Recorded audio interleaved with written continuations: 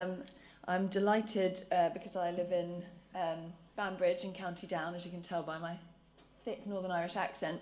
It's really nice to be able to do something that involves, for work, and come to an event that doesn't involve getting on an aeroplane and going over to England. So I'm really pleased to be here and to be invited to speak. I'm going to talk to you a bit about the journey that Cancer Research UK has been on over the last couple of years, because we have only been doing patient involvement for a very short space of time and have come on quite far in that time. So I want to talk to you briefly about who we were as an organisation and what our culture was like a couple of years ago in terms of our attitudes to patient involvement. And also then talk about the steps that we've taken, so 5 key steps that I think we've taken to really help to advance that culture much more in favour of patient involvement.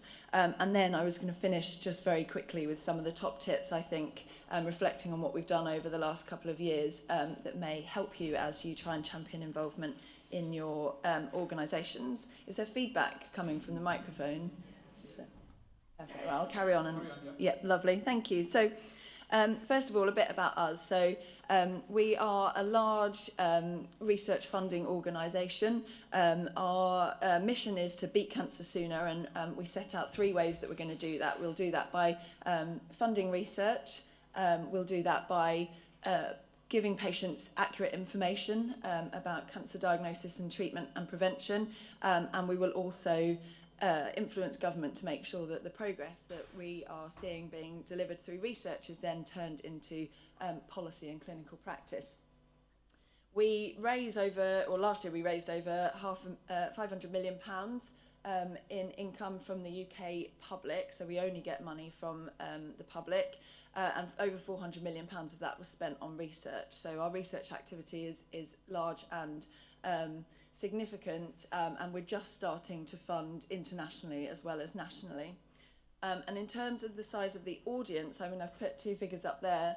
We have we fund about 4,000 staff, some of which are our core funded researchers at our institutes, which is why there's an overlap between those figures. But the type of audience that we're seeking to kind of influence in terms of getting them on board and getting them to do involvement is about 1,500 of our staff in our head office in London, and then our broader network of researchers across the country. So about 18% of the research that we fund is clinical research, which is where a lot of our focus is for involvement, but we're also looking at translational and our basic research to see whether there are opportunities there as well.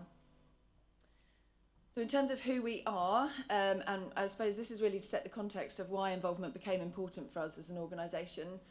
In 2012, we rebranded, and we rebranded because the feedback we got from the public was that we were seen as a very cold, inaccessible medical organisation that wasn't relevant to cancer patients today. And one of our concerns about that was that we wouldn't be able to continue to sustain our growth in income if we weren't seen as the most relevant cancer research charity or cancer charity in the UK. So the motivation for our rebrand was really to become a more people-friendly and patient-friendly organisation. And as part of that, that then led on to a patient engagement strategy that set out how we would become closer to people affected by cancer, living through their cancer experience today. And patient involvement was identified as a key pillar of that. The rationale for that was that only by understanding the needs of people affected by cancer would we really be able to deliver work that is most relevant to them, that meets their needs, and so that we can communicate what we do in a way also that engages them because of the relevance. So where we began, we've got an innovation adoption curve here. We were very, very, very behind the curve in the UK in terms of adopting patient involvement. So I used to work for a prostate cancer charity, and I set up their patient involvement programme back in 2007, and Cancer Research UK didn't start thinking about this until 2013, 2014. So we were very, very behind our competitors. The picture in the far right corner is a picture of one of our funding committees. So we did do a handful of involvement activities. It wasn't that we didn't do it at all, but we only had a few examples where we involved patients, and that was namely in our clinical research and our population research funding committee. So we had that very typical model of having a couple of patient reps sitting on committees to help make decisions about what research we fund. There was a bit of a disconnect between us and the research centres that we fund across the country, because patient involvement has been an active priority for those research centres for a number of years, largely, spinning out of NHS activity. And so when we launched our strategy, our stakeholders at a local level said, why weren't you doing this already? And why aren't you talking about what we're doing? So it didn't land the best way it possibly could when we first started talking about it. And then the other thing was that we launched this strategy and it was seen as a top-down priority from the organisation, but when we started to talk to teams across the organisation, they said, yeah, okay, it's something Cancer Research UK should do, but it's not something that's really relevant to my team. How can we possibly bring patients into this conversation and into our decision-making in a meaningful way? And there was quite a lot of resistance. It wasn't, there was, the bulk of people who didn't see the relevance, and then there was a minority of people who just felt absolutely, it wasn't something we should really be doing because there was no role for it. So we had quite a big job to do to bring the organisation on board and really try and get everybody behind a strategy that had been kind of brought into the organisation, but perhaps without the buy-in that was required across all of the teams. So the first step we took was back in 2013, was really to kind of create a buzz and launch our patient involvement activity. So we ran 10 involvement events across the country simultaneously at our research centres, which was a complete nightmare to organise. And we had a live video stream from our chief executive, and so it was quite a headache to organise. But the good thing about it was that it gave us an opportunity to open our doors to the public and say, come and join us in a conversation about how we should be involving you in our work. So we had just had a very open conversation about this is what we do and which areas and how do you think you can contribute meaningfully. And internally what it helped us do was to create that buzz. So it created an opportunity for a lot of internal communication. It got a lot of our senior stakeholders behind it because they saw it as I suppose, quite a sexy activity to do, and so it kind of just set the right tone for us to move forwards. The next step for us was really to get set up properly. So there were a few things we had to do. Firstly, we had to build a network of people affected by cancer who wanted to be involved in our work. So those events in 2013 were a really good launch pad for that. But there's lots of other infrastructure stuff that we needed to do. So we had to think about how we were going to communicate with them and set up kind of or get hold of e-communication software. We had to create a new database to record very sensitive information about the people that we are involving in a very secure way. We have developed a lot of recruitment materials, so we've got welcome packs and web pages and an online registration form. We've thought about the journey that people go on once they join us, so we have made sure that when people sign up to be involved with us, they don't just fill in the form, but they get a phone call from us afterwards so that they know that we want to have an ongoing relationship with them, and we can start to really articulate what involvement really means, because it can be quite a foreign concept.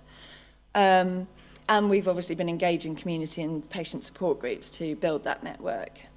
We also have a person in our team who's dedicated to driving culture change. So she's been doing, developed a programme of work to make sure that all new staff are as part of their induction and immersion into the organisation, they get access to patient involvement, and they hear about it and they hear from patients who have been involved.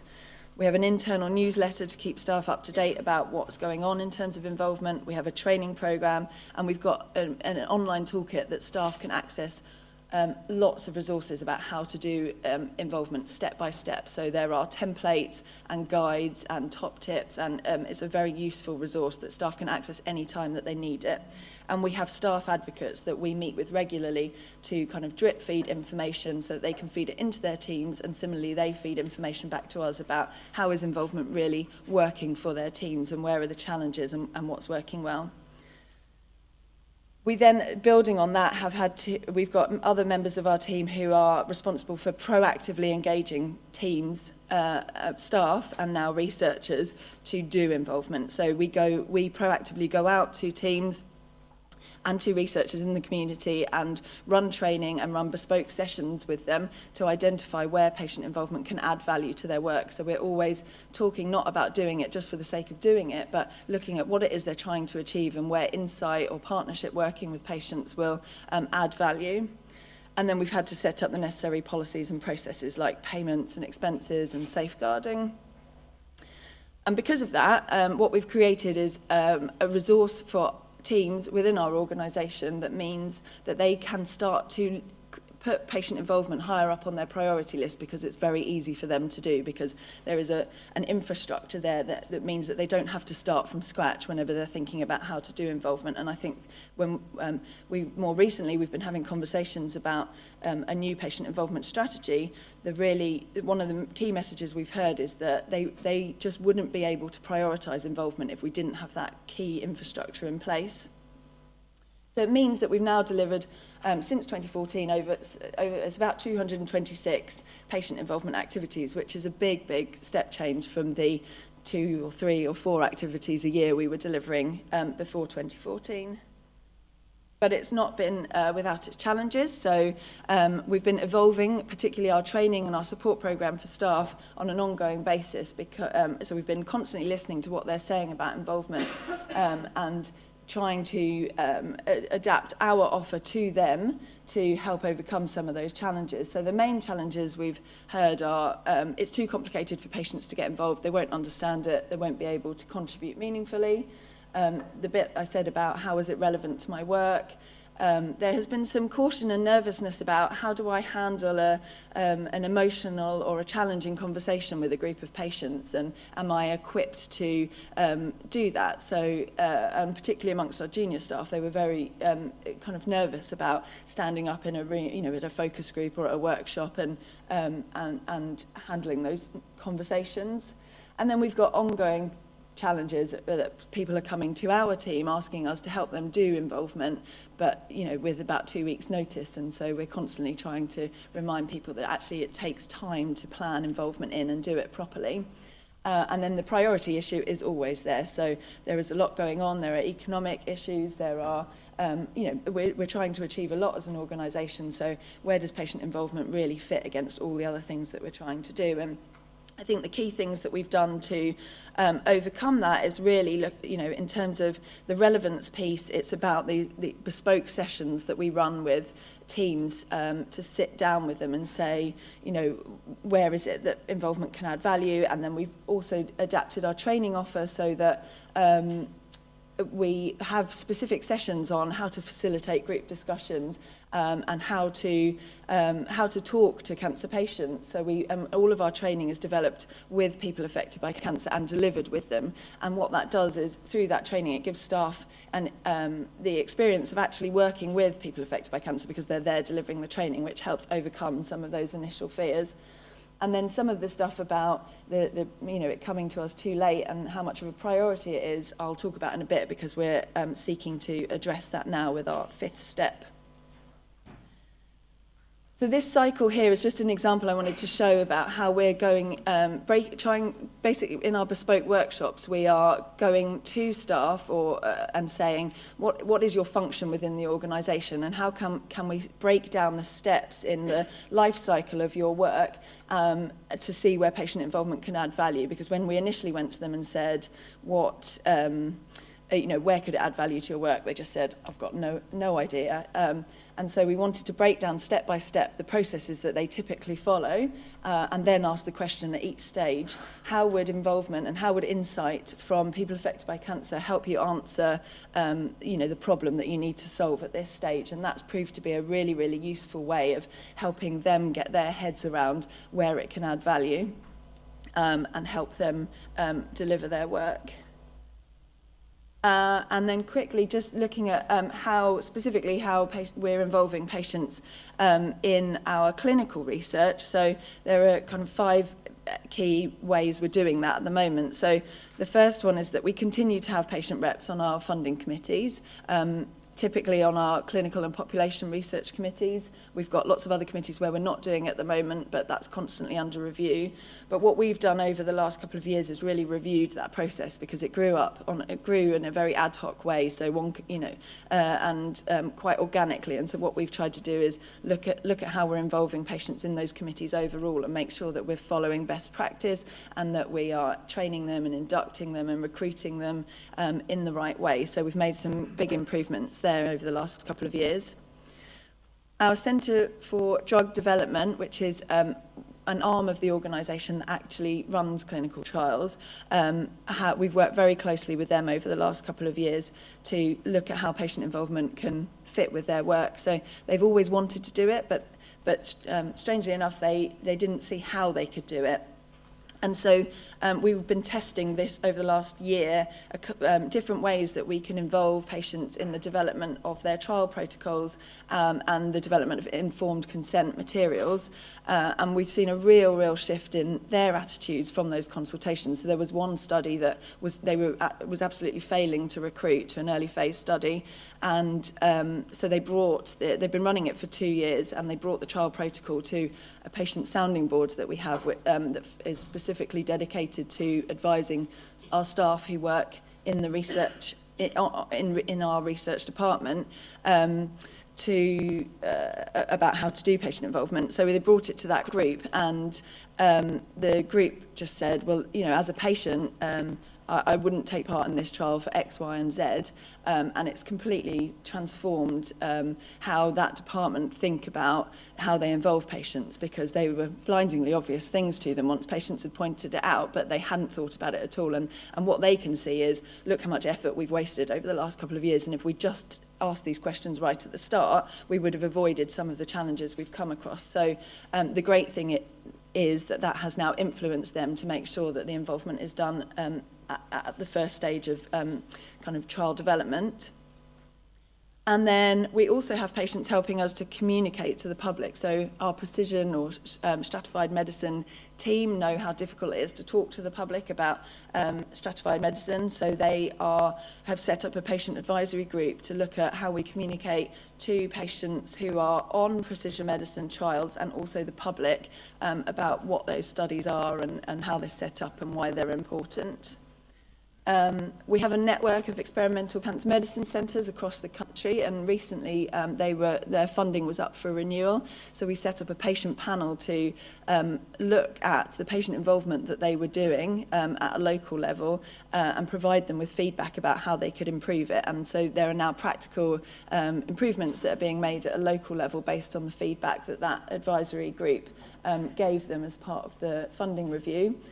And then we also co-deliver and develop training with patients for early career investigators. So every year we run a networking event for early career clinical investigators. And as part of that, we have a kind of hour-and-a-half long training session on patient involvement that is delivered by some of our kind of quite highly involved patients, which always gets fantastic feedback. So our third step has been, so everything I've talked about before is really about how we were getting our house in order internally. So I very much felt before we went out to the research community and started telling them how to do involvement, we really needed to be doing it properly ourselves. So that's what we did for the first 18 months or so.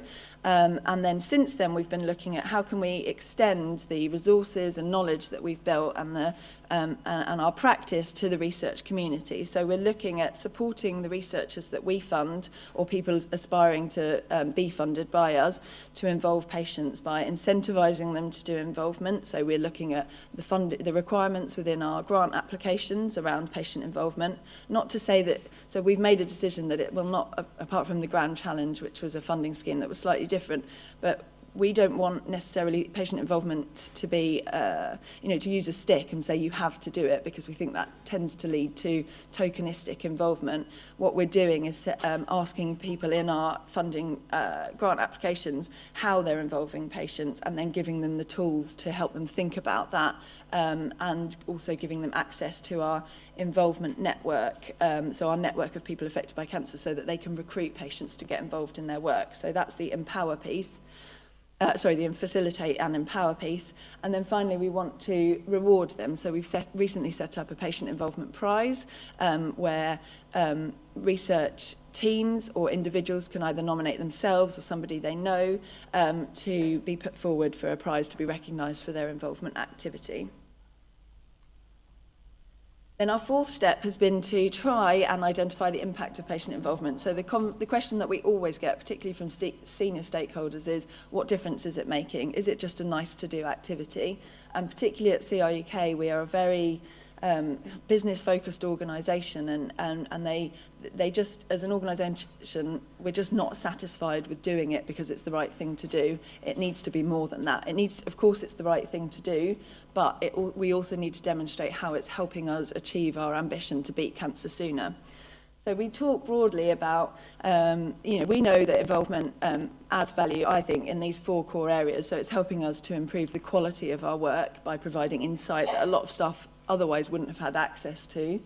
It's helping us increase the relevance of our work because we understand the needs and interests of people affected by cancer better.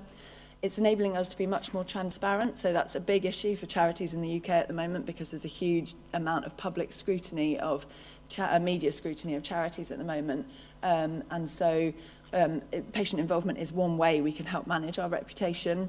And then there's a really motivational element, so we're hearing a lot from staff and from the researchers that are involving patients that they find it incredibly motivating to be reminded why they're here. So we hear from researchers that, it's good to know that what I'm doing isn't just a career and it's not just an academic pursuit, but it's actually something that makes a difference in the real world. And staff similarly like to hear the feedback that they get on their work and how that might be beneficial to cancer patients.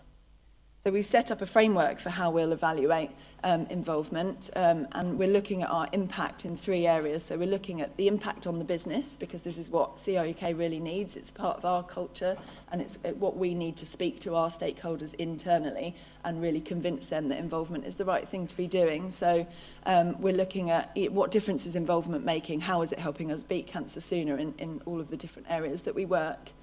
We're looking at the impact on people affected by cancer in two ways. So we know that being involved as a patient can be a really, really empowering thing. And similarly, we know that it brings people closer to us as an organisation. And again, that speaks back to our business goals. So we're seeking to capture that. And then the third thing is around staff and researchers. So that's back to that kind of motivational piece and upskilling. So how are we giving them new skills and motivating them to do their roles? And that's starting to provide us with some quantitative data. It's not, this is by no means foolproof. I'm sure you all know how difficult it is to evaluate the impact of involvement, but we are just starting to try and capture some quantitative data alongside the case study. So we only launched our staff survey in December, which is why the numbers, we've only got a small number of responses so far, but it's really helping us to demonstrate the benefit that we think patient involvement, or the benefit we were hearing patient involvement has been bringing to the organisation, but in a more anecdotal sense. And similarly, there's the motivation information that we're getting. So our fifth step really is now that we've kind of come so far, so we have got the infrastructure set up, we've got a lot of activity now happening and bubbling up across the organisation, and that's really been grown over the last couple of years. Since that top-down strategy, we've really grown it from a bottom-up approach, so working with staff to say where is this going to help you and how can we grow it up. But we got to a point a few months ago where we were really hearing from staff, we want to do more, but we feel there's a bit of a barrier, a top-down barrier. So we feel that the buy-in is just not there from senior stakeholders. And as a team, we were also, the kind of impact on our capacity of that massive growth of involvement has led us to say, well, actually, we need to think about what the priorities are for patient involvement for Cancer Research UK, because we need to make sure we're using ourselves in the best possible way. So we decided to develop a new patient involvement strategy, so to refresh the very kind of light touch strategy that we had back in 2014, and engage the organisation in a new conversation in patient involvement, because we felt that the culture had changed quite a bit in the 2.5 years, because the involvement activity that has been done has started to prove to a lot of people that it is a beneficial activity. So whereas back in 2013, when the patient engagement strategy was being developed, there was a very cold response to involvement and a lack of understanding, we were in a new place at the end of last year, where people, a good body of people understand the value of it. It's more visible within the organisation. We've got our involved patients speaking much more, they're much more visible because we bring them along to staff away days and other internal events. And so the kind of, we'd felt the attitudes were starting to shift. So we wanted to move to a point where we felt that involvement was not just an optional activity, which it has been over the last couple of years. So we've had people who are interested in doing it.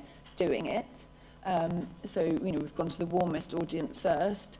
And we wanted to move much more to a position where actually it's a core value that everybody thinks about, all members of staff are considering, not necessarily always doing, because it's not always appropriate to do involvement in some of our work, but making sure that involvement was always considered as a factor in any new project. And the question is asked at the start, should we be doing patient involvement in this? So the process that we've gone about to develop our strategy is really to engage the organisation in a conversation, and this is something that wasn't done back in 2013-14. So as I said at the start, when our strategy was first introduced, it was very much top-down. This is a brand priority, this is a priority amongst our senior leadership, but it wasn't, that conversation about how is it relevant to teams across the organisation wasn't had. So when over the last few months we've been talking to everybody in the organisation pretty much about what does patient involvement mean to you, how is it adding value, and what's your ambition for it, what do you think CRUK should be doing with patient involvement moving forwards. And we've done that in a number of ways. So we've specifically targeted senior leadership, so our directors and exec directors, because that's where we felt there was a bit of a lack of buy-in. We also ran a big staff workshop with patient reps to talk about, to try and create, again, a bit of a buzz, but also a collective sense of where do we want to go from here. We've been consulting patients along the way, and we're now at a position where we have got a draft strategy that we want to take forwards for sign-off in June. And what that looks like in terms of, this is the kind of draft framework, but to explain it, what we're basically seeking to do is to continue what we were doing already, but to deliver a further shift change in our culture. And we've said that we'll do that in 4 ways, which are these blue boxes. So we've said to further embed patient involvement as a core value, we need to firstly increase the visibility of involvement internally and externally. So we know that there are lots of staff who haven't been doing it, who can't see it happening. So when we ran the staff workshop, it was quite a surprise to some people there how much activity has actually been taking place. So we need to make sure that it's really, really visible across the organisation. And similarly, externally, we are still not seen as an organisation that does patient involvement, because we don't really talk about it externally. So we know we need to improve that and make sure that how we are involving patients is weaved into the content that we're putting out externally, so that we're seen as an organisation that listens. The second bit is around senior decision making. So we don't have any patient involvement in our governance structures at the moment, and that really has been picked up by junior members or other people in the organisation as something that needs to be addressed, because there needs to be that top-down signal that this is an important activity to do all the way through the organisation. So we're looking at how we can work with our executive board and trustees to bring the patient voice into their discussions. What we're not looking to do is plonk a patient rep on our exec board or our council of trustees, because we're not sure, I don't think that's necessarily the best model to use. I think what we're looking more about is if they are trying to tackle big problems and they have big questions they want to answer, how can we facilitate some group discussion with patients to inform the conversations that they have in those groups.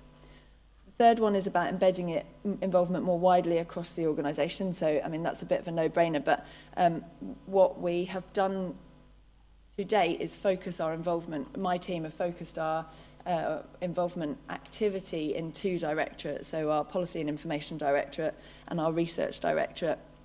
And there are a number of other pockets of the organisation that we just said, actually, it's not relevant just yet for them. Let's focus on these core areas of work first. But now we're saying if it's going to be a core value, then we need to do it everywhere. So we're starting to talk to our fundraising departments and our HR department about where patient involvement can help them in their work.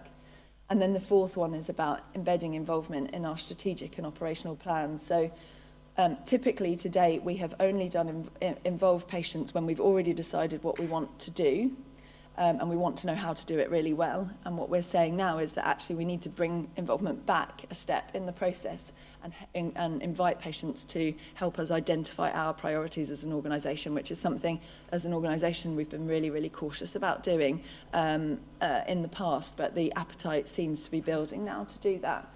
So things like developing our research strategy. We haven't done any kind of prioritisation exercises with the public in the past, and we now are trying to kind of woo our strategy team to get them to do that.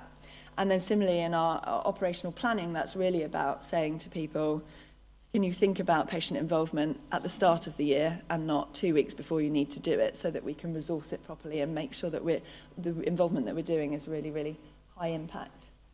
And then finally, to enable that, we need to recruit a much larger and diverse network of people affected by cancer. So we have about 800 people who want to be involved at the moment, but they're predominantly retired professionals, and we know we need to diversify that to get a really representative view. So I wanted to share, I suppose, my reflections and top tips very quickly. I think the things that have really helped us shift the culture of Cancer Research UK in favour of perfect patient involvement is that we created a shared vision. So we went out and had a conversation over the last few months about where do you want to go from here, and that has really, really helped to unite everybody behind involvement as a priority. You need to be able, I think talking about how patient involvement is adding value to your organisation and helping you achieve your aims is really important alongside doing it because it's the right thing to do. I think trying to embed it within an organisational strategy is really helpful if you want to seek resource for patient involvement. I think it's okay to go for low-hanging fruit to prove the concept to people who otherwise might be slightly resistant to patient involvement. I think it's really important to make sure that it's purposeful and not tokenistic. So I'm sure you've all been to meetings where it has felt like somebody is there for the sake of it, and that puts off a lot of stakeholders, and I think it's really important to avoid that and make sure you always have a really clear purpose defined for why you're involving patients in that activity. Evaluation should be thought about from the start because it's the first question you'll get asked by resistant stakeholders. Recruit the right people because what's been really useful for us is that we have got a patient, is that staff have said to us, actually, I've been won over by the people that you've brought into the organisation. They were all very scared of somebody coming along and only talking about their experience and not being able to talk about their experience in the context of the problem that a team or group are trying to solve. And so making sure you've got the right people that fit the activity is really helpful to win people over and get them to see the value of involvement. Making sure that there's contact in the organisation between people, patients, service users, and your staff or researchers is really important to break down some of the fears that might be there. And finally, make it easy to do. Make sure the resources are there so that it's easy for people to dip in and out of it and they're not having to learn from scratch every time that they want to do an involvement activity. That's me. Sorry, a couple of minutes over.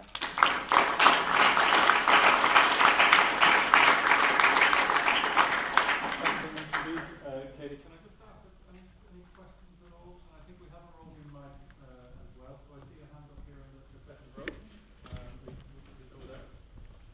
Can you just introduce yourself? Hi Katie, my name is Maeve Kelsey. I'm from the CRFC in Cork. That was very interesting. Just want to ask you a little bit about how you actually go about recruiting patients, and do you have a core group of patient representatives? Yeah, so we've got a network of 800 people that want to get involved, but within that we have a small group of very, very active people, which I'm sure is probably most people's experience of doing involvement. We have quite solid recruitment processes, so if we are recruiting to an advisory group, for example, we will recruit from that pool of 800, but also go out through other involvement networks, through the NHS or other bodies, and we will have quite defined role profiles. And we will often have a proper application process. So somebody will have to complete an application form and come to interview. And the types of qualities that we generally look for are strong communication skills and influencing skills, ability to work well as part of a group, and an ability to be objective. Because we know that, like, as I mentioned just then, what we really need when we're setting up an advisory group that we're bringing staff or researchers to, we need people who can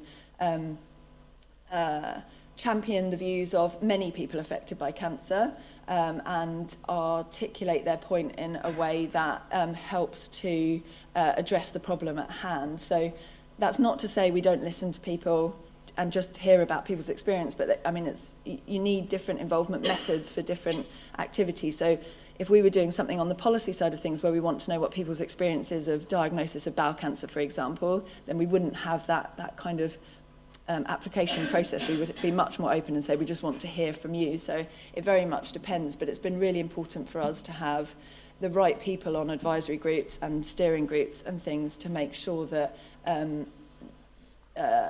everybody recognises the value of involvement. So thanks, Katie. I know I can feel that there's lots of questions, but I think we just need to keep going. But that, Katie, one of the advantages of a small meeting like this is that Katie will be around at the coffee time and is only too pleased for strangers to come up and ask her questions on that. So thank you very much indeed.